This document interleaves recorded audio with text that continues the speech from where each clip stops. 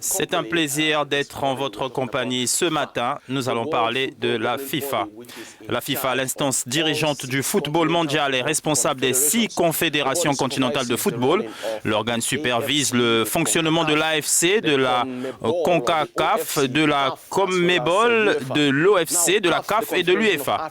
Suite à plusieurs scandales liés à l'univers sportif, la Confédération du football africain est depuis 2 décennies sous le microscope de la FIFA, faisant plusieurs fois l'objet de mesures disciplinaires. Qu'il s'agisse de fraude sur l'âge ou de matchs truqués, la CAF a souvent prêté le flanc aux sanctions de la FIFA. Le comité de normalisation a été récemment mis sur pied par la FIFA à l'initiative de la Confédération africaine de football. La récente annonce de la FIFA concernant la création d'une commission de normalisation pour l'instance dirigeante du football africain est l'une des plus grandes illustrations de ce scénario. La FIFA s'immisce-t-elle un peu trop dans le football africain? Plusieurs journalistes à travers le continent se sont prêtés au micro d'Africa News. Is FIFA meddling a little too much into African football?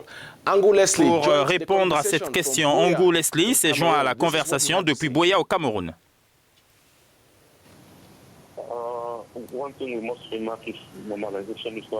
Il faut souligner que la normalisation n'est pas un phénomène typiquement africain, comme nous l'avons déjà vu en Amérique latine et dans le reste du monde. Mais le football africain doit encore se remettre de nombreux problèmes de mauvaise gestion.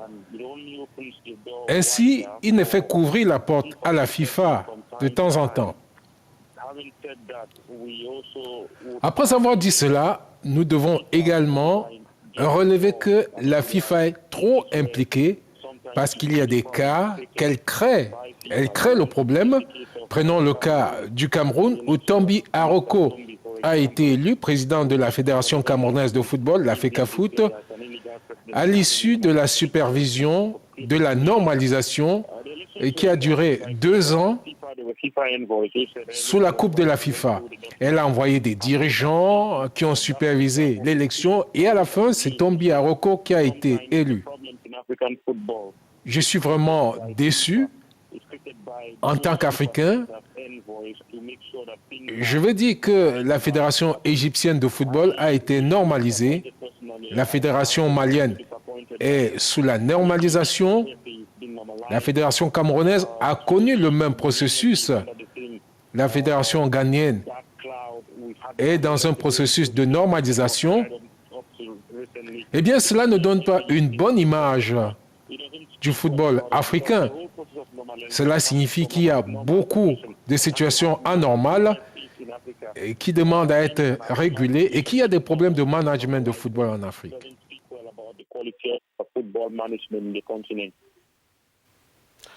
Un autre journaliste, Fernand Dédé, ancien journaliste à la télévision nationale ivoirienne, partage le même avis. Tant que l'Afrique ne sera pas à la hauteur, la FIFA sera toujours là. Je pense que les Africains devraient être conséquents avec eux-mêmes. La FIFA n'interviendra pas parce qu'elle a envie d'intervenir. Elle intervient parce que les fédérations sont en crise, parce que les fédérations sont bloquées, parce que les fédérations sont en querelle permanente. Et la FIFA essaie alors d'apporter son concours, son expertise pour régler au mieux la question des problèmes qui se posent dans nos fédérations et leur permettre de maintenir que la balle roule. Donc le problème est davantage tourné vers nos dirigeants fédéraux, nos militaires, qui doivent aujourd'hui plus que jamais changer totalement de nature et de regard dans la gestion du football. Le syndrome de normalisation touche le continent, touche les 4 coins du continent et aucune fédération ne semble être à l'abri de ce type de traitement. La discussion se poursuit sur africanews.com pour plus d'informations sportives, ainsi que sur les médias sociaux.